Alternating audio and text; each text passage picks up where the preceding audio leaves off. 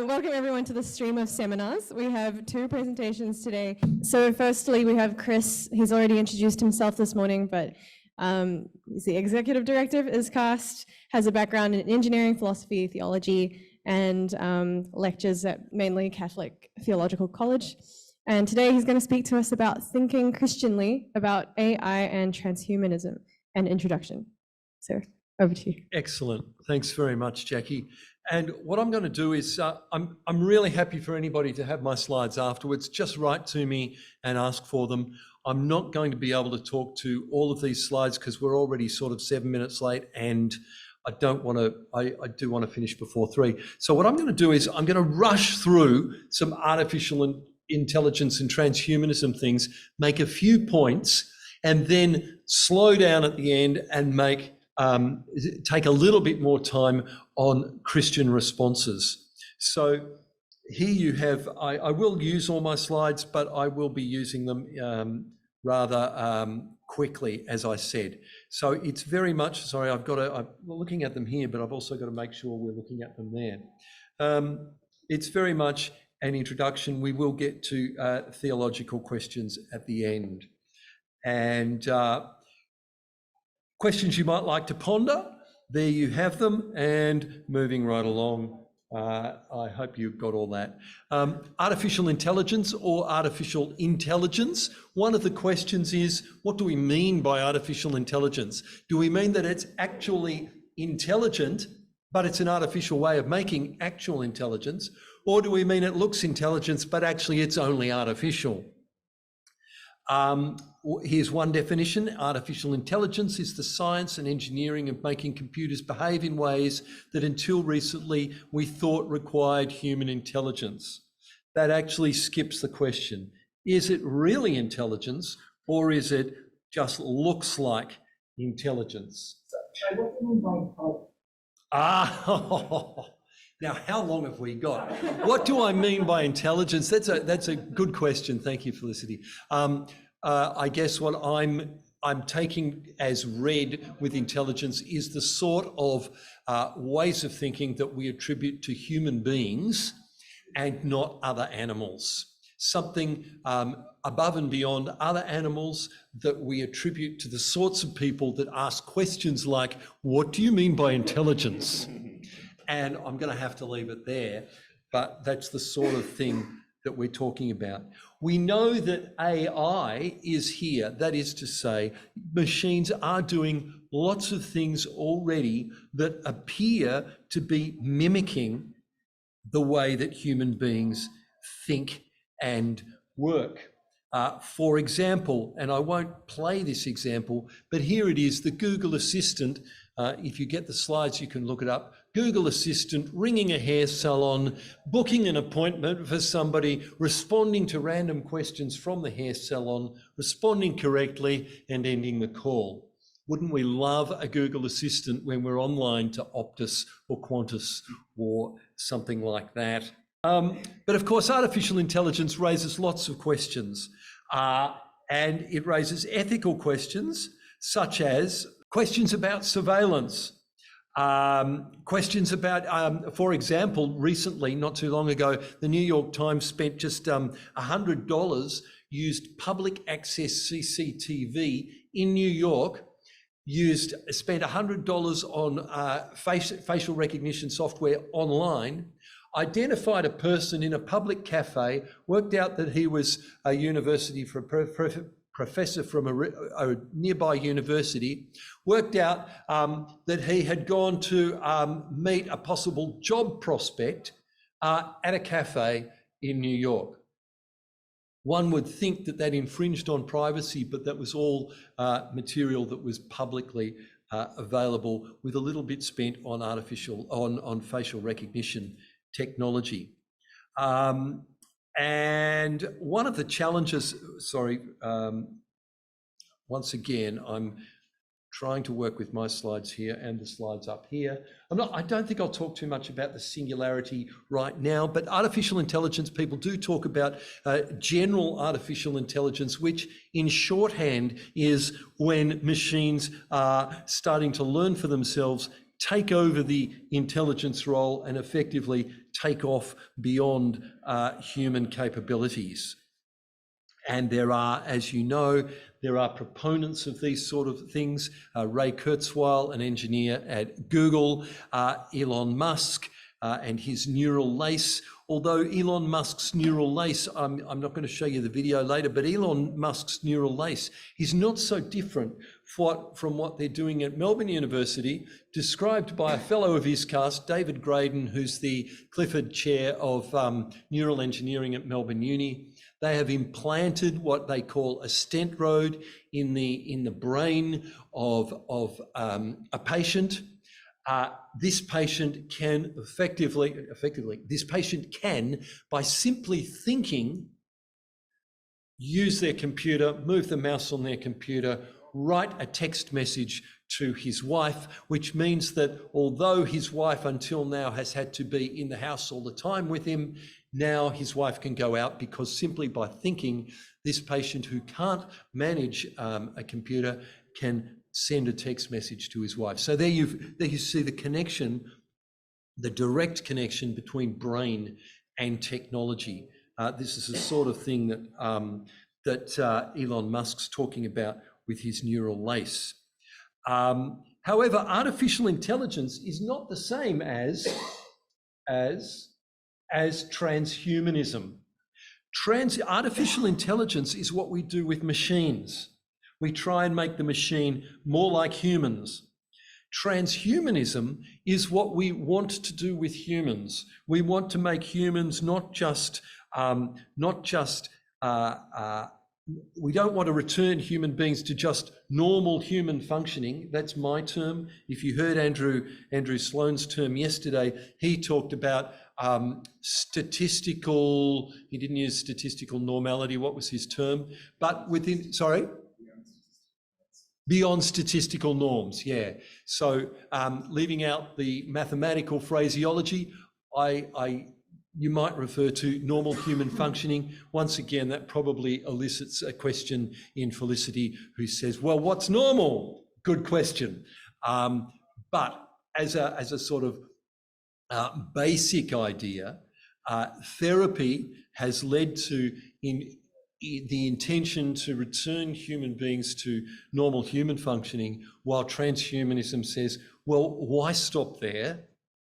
We've been given this power, and Christian transhumanists would say we've been given this power by God to be creative with human beings. We've done that in therapeutic means. Why not go on enhancing? And there are actually some people who argue very strongly that that is our moral responsibility. So in the first case, I wanted to just sort of draw this distinction between transhumanism and artificial intelligence. And there at the bottom, you see some of that distinction that I've just talked about. And as you can hear, I am rushing. We're used to medical interventions for therapeutic means, and here it is cast. We're very familiar with them. I've mentioned David Graydon. David Graydon was a student of Graham Clark. David Graydon worked on the bionic ear. Graham Clark is our patron. There you have the first, or one of the first very successful bionic devices connecting electronics with biology and making them work together. Technically the first would be the pacemaker, probably. So we're used to medical interventions, and there in the next slide is an example of the stent rod using just thinking. In this case, the man was thinking about moving his left foot in order to move the mouse on the computer, simply through a device implanted in his head. And I won't give you the video now. So there, transhumanism is, using my rough and ready definition, a philosophical movement promoting the use of technology to enhance human physical and mental capacities beyond normal human functioning. So in short, it's about prolonging and improving human life. There are three hypothetical, somewhat speculative, very speculative options for everlasting life. One involves anti-aging technology, which we're already investigating, CRISPR, which allows us to cut and paste the DNA of a human being, 3D bioprinting, the dream being that, and we're already doing 3D bioprinting, but the dream being we'll be able to bioprint a kidney for implant rather than having to have a kidney from another human being. Therefore, we just replace all the body bits. We slow the aging process. Another way, very dependent on a particular view of the human person-mind relationship. If human beings are essentially all that is the information that is contained in their brain, then speculatively speaking, what is there to stop us eventually simply downloading all that information into a computer? And why not then upload that into a mechanical body, a cyborg in Paris? If you want to visit Paris, you simply send your brain information to Paris, upload it into a cyborg and travel around Paris. And if you're in the mood to visit Paris, London and New York on the same day, download your brain into cyborgs in those three cities at the same time. Now that raises significant philosophical questions. But of course, many Christians would say, and I would say, well, that's a misinformed understanding of what a human being is. We will never reach this point because a human being isn't just the sum of some information that could be downloaded into a hard drive, information contained here that could hypothetically be downloaded into a hard drive. But that's the dream that many transhumanists have. Big issues raised. Well, there are scientific questions about whether these things are really possible, where the limits are, and they blend into philosophical questions and theological questions about the nature of human beings. So where does the reality end and the hype begin? I've already referred to what model the brain is, what model of the brain it's based on. The hard problem of consciousness, a phrase I think attributable to David Chalmers at ANU, an Australian philosopher. The hard problem of consciousness is roughly this, and to coin a phrase, I think by Hilary Putnam, who wrote a paper in could have even been 63. The paper was called, "What is it like to be a bat?" The hard problem, yeah. Oh, that was Thomas Nagel. Thomas Nagel, was it? Sorry. Thomas Nagel, what is it like to be a bat? Essentially, the hard problem of consciousness is once we know everything that science can tell us about what it is like, what a bat is like, once we know everything there is to know about a bat's brain, we still won't know what it is like to be a bat. So there is something about the raw feels, the raw nature of consciousness that science can take us so far, but can't take us over this hard problem. It's a philosophical problem that the philosophers wrestle with, but it's a question also that in theological circles we might say, it doesn't matter how much science tells us about human beings. Theologically, we think that human beings are essentially more than science can ever possibly tell us. Some of the questions and the cognitive science outside theological circles tends to bias towards the idea that human beings are just what we can find out through scientific methods. Now, are we up to techno-redemption? We're not up to techno-redemption. Let me get to techno-redemption. There is an argument for moral enhancement.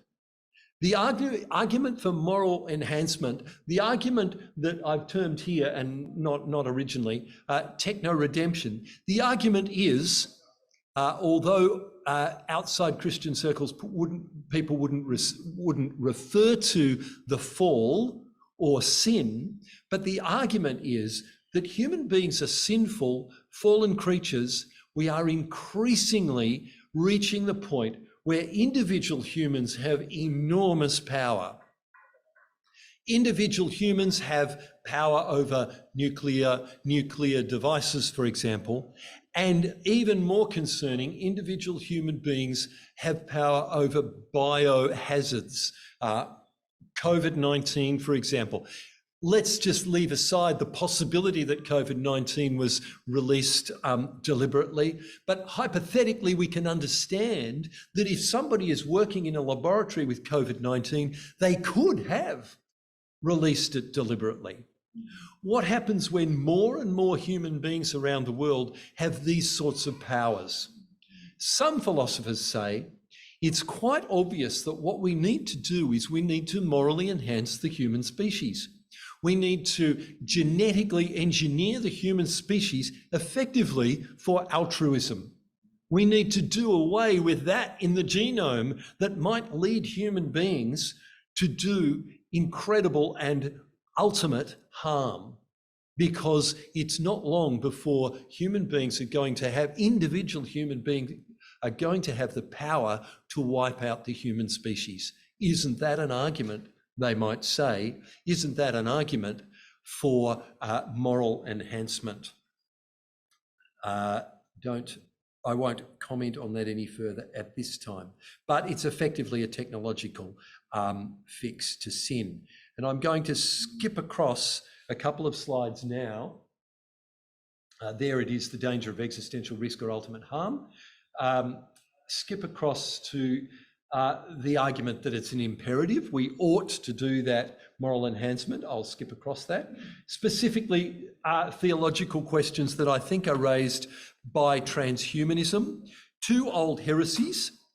One is the heresy that human beings are essentially good. So by stressing the essential goodness of human beings and the freedom of the will to do good, therefore, the argument says, now this is in contrast with what I've just said a little bit, therefore we can be trusted with more and more power to decide how we will use that power to enhance human beings. Christians would challenge that, Christians have challenged that sort of idea as a heresy called Pelagianism. Another heresy, Gnosticism, the idea that essentially what is essential to human beings is the spiritual, not the physical. And therefore, Gnosticism tends to go in two directions with respect to the physical. Gnosticism tends to say, therefore, we must beat, on the one hand, we must beat the physical into submission. So you have a sort of ascetic stream, beating the body into submission because it's the soul that matters. The other stream says, well, it doesn't matter what you do with your body, therefore you have a libertine stream. You can do whatever you like with your body. Sexual promiscuity is fine because it's just a thing of the body. What matters is the mind. Gnosticism, again, is something that Christian theology has challenged. But go a bit further on specifically theological questions.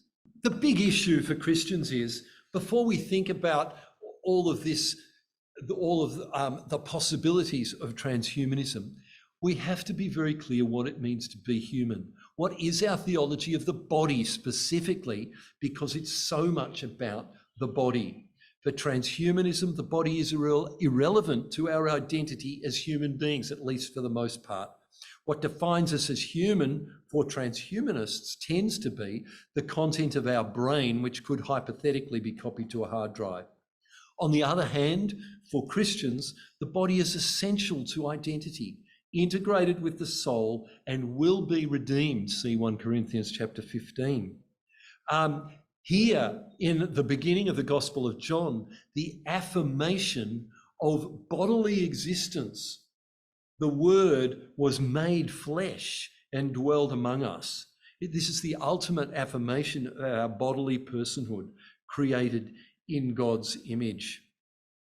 So we need to ask ourselves also, so that is a question about the theology of the body. I'm going to finish now by just raising three more questions that we have to think very seriously about if we engage in the transhumanist conversation. Our theology of sin, and I've already referred to where that might apply earlier. Our theology of redemption, because transhumanism tends to be techno-redemption, tends to focus on how human beings have the power effectively to bring about the redemption of the human species. and our theology of life everlasting, because a lot of transhumanism is focusing on the ultimate dream of living forever. Hypothetically possible if we, it's just a little bit out of our reach at the moment, but with anti-aging and all the other things that we're doing, hypothetically living forever. There's lots to be said there, but this was an introduction. It's really just to stir the pot, and I'm happy to take questions for 3 minutes and get us back on time. So, thank you, Chris. We've got 2 questions from the Jonathan Gunnell. Jonathan, can I go introduce Jonathan? Yeah, sure. Jonathan is a member of the Christian Transhumanists Association, so it's great to have Jonathan pushing back. I really do respect the Christian Transhumanists Association. I take them to be sincere Christians who see things differently. I don't wipe them off, as some people have said, they're not really Christians. That is not my attitude. Go ahead, Jonathan. Okay, so the first question. Transhumanism sees creation as morally neutral rather than evil and has no demiurge. Transhumanists' knowledge is in Dutch is explanatory knowledge. Does Gnosticism fit?